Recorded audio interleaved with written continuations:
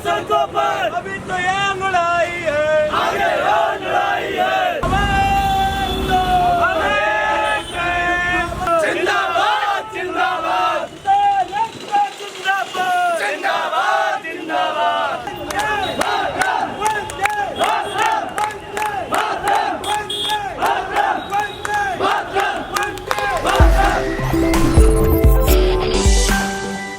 मुस्कुराहट, पाँव में छाले होंगे। गाजियाबाद से लेकर के अब कानपुर तक यात्रा पहुंच गई है। पत्रकारों को पैदल मार्च करना पड़ा है। सर, किस वजह से पत्रकार पैदल निकल पड़ा? पैदल निकलना पड़ेगा भाई। अगर आप सच्ची खबर दिखाओगे और आपका दमन उत्पीड़न होने लगेगा तो पैदल निकलना पड़ेगा। अब हम लोग तो लोकतांत्रिक देश में, गांधी के देश में है ना, तो और कुछ तो करेंगे नहीं। गांधी के देश में है तो गांधी के रास्ते पे चलेंगे। और हम पत्रकार हैं, हमारे हाथ में कलम है, हम कलम के सिवाय और कुछ नहीं उठा सकते हैं।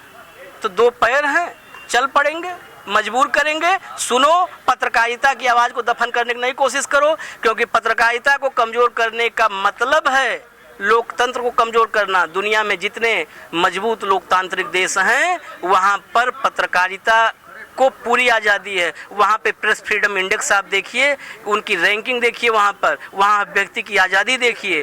तो मजबूत लोकतंत्र के लिए मजबूत पत्रकारिता, जन सरोकारी पत्रकारिता बहुत महत्वपूर्ण है। और जन सरोकारी पत्रकारिता की राह में अगर सरकारी मशीनरी बाधा बनने की कोशिश करेगी तो हमें फिर गांधी के रास्ते पे चलना पड़ेगा। हम गांधी के देश में रहने वाले लोग हैं, गांधी के अनुयायी हैं।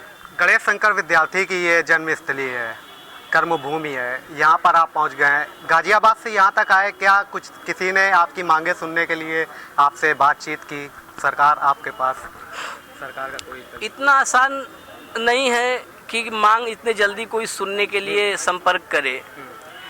जब सत्ता को ये गुमान हो जाता है कि अब उससे ताकतवर कोई न है न होगा, तो फिर जल्दी सुनवाई नहीं होती है। और बहुत अच्छी बात कही कि गणेश शंकर विद्यार्थी के कर्मभूमि पर, जन्मभूमि पे मैं हूँ।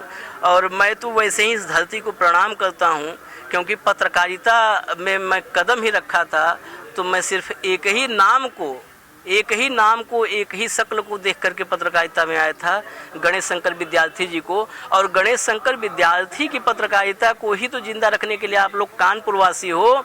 आपको तो कतई भी पत्रकारिता की आवाज़ को दबने नहीं देना चाहिए, कलम की धार को कुंद नहीं होने देना चाहिए। चाहे इसके लिए कितना भी लंबा लड़ना पड़े, कितनी लंबी लड़ाई हो जाए। गणेश शंकर विद्यार्थी के जो धरती से निकले हुए नौजवान हैं वो हार नहीं मान सकते। और गणेश शंकर विद्यार्थी की ज़मीन पर पत्रकारिता कमज़ोर हो गई तो उनकी आत्मा हमें नहीं माफ़ करेगी, क्योंकि गणेश शंकर विद्यार्थी, आपने बताया ही, गणेश शंकर विद्यार्थी इस देश की पत्रकारिता को आज़ादी के आंदोलन से उन्होंने कैसे संबद्ध किया था आप लोग को पता है। इसलिए इस धरती पे तो कतई आप जैसे युवा हैं तो मुझे यकीन है कि पत्रकारिता की आवाज़ नहीं कमज़ोर होगी और कलम की धार नहीं कुंद होगी। लंबा अनुभव है आपको, क्या लगता है विज्ञापन की बेड़ियों में कैद हो गया है पत्रकारिता की कलम?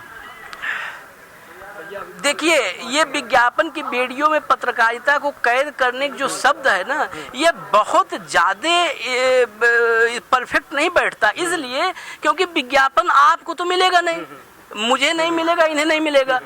जो चंद कॉर्पोरेट घराने हैं उनको विज्ञापन मिल रहा है ना।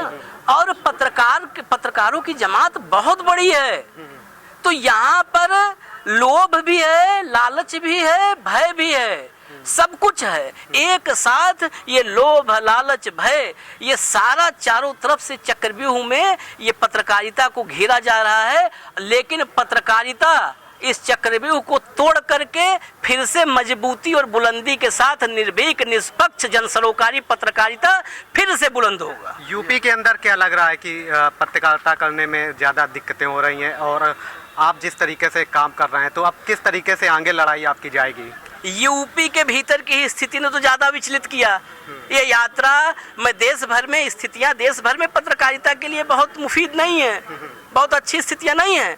लेकिन जो स्थिति उत्तर प्रदेश में है उस स्थिति ने तो मजबूर कर दिया कि कदम अब बढ़ाओ, आज नहीं तो कभी नहीं, अभी नहीं बची पत्रकारिता तो कभी नहीं बचेगी, और पत्रकारिता नहीं बचेगी तो मैं साफ कह दूं यह लोकतंत्र नहीं बचेगा। लोकतंत्र, क्योंकि लोकतंत्र का जो सबसे मजबूत पहलू है, लोकतंत्र की सबसे बड़ी ताकत है कि कोई भी गरीब, शोषित, पीड़ित, वंचित व्यक्ति अपने हक हुकूक की बात कर सके, उसका माध्यम पत्रकारिता है। यानी लोकतंत्र की खूबसूरती को कायम रखने का सबसे बड़ा जरिया पत्रकारिता है।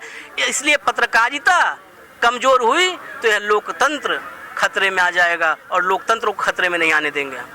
अब क्या किस तरीके से अब आगे, अगर आपकी मांगे नहीं मांगे जाती तो क्या करते हैं? जिस तरीके से लम्हान हो रहा है, नेशनल मीडिया जिस तरीके से काम कर रही है, विपक्ष के मुद्दों को एक तरीके से देखते होंगे चैनलों में, टिकटॉक तमाशा तक बता देती है। क्या विपक्ष के मुद्दे तमाशे हैं नेशनल मीडिया के लिए? देखिए, किसी मीडिया के भरोसे पत्रकारिता नहीं है, न नेशनल मीडिया न इंटरनेशनल मीडिया। कोई मीडिया घराना ये समझे कि पत्रकारिता उसके घर का बंधक है तो यह गलतफहमी है किसी की भी। जो आपने कहा कि नेशनल मीडिया, इंटरनेशनल मीडिया हो, रीजनल मीडिया हो, पत्रकारिता किसी घर बंधक नहीं है।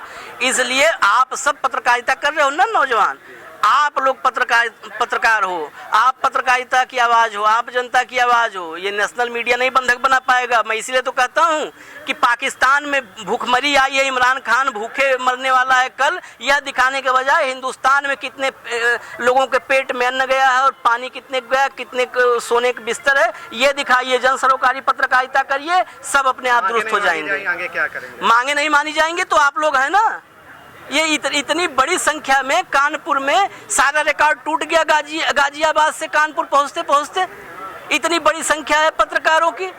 यहाँ पर अनुभवी पत्रकार जो है तमाम है, उनसे लेकर के और नौजवान, आप जैसे नौजवानों की इतनी बड़ी संख्या है। आप लोग अब इस मिशन को सफल बनाओगे।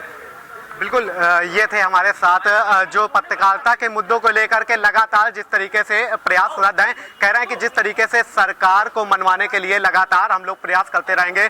अभी के लिए इतना ही। देखते रहिए दी घंटा। वीडियो जर्नलिस्ट गौरव जायसवाल के साथ।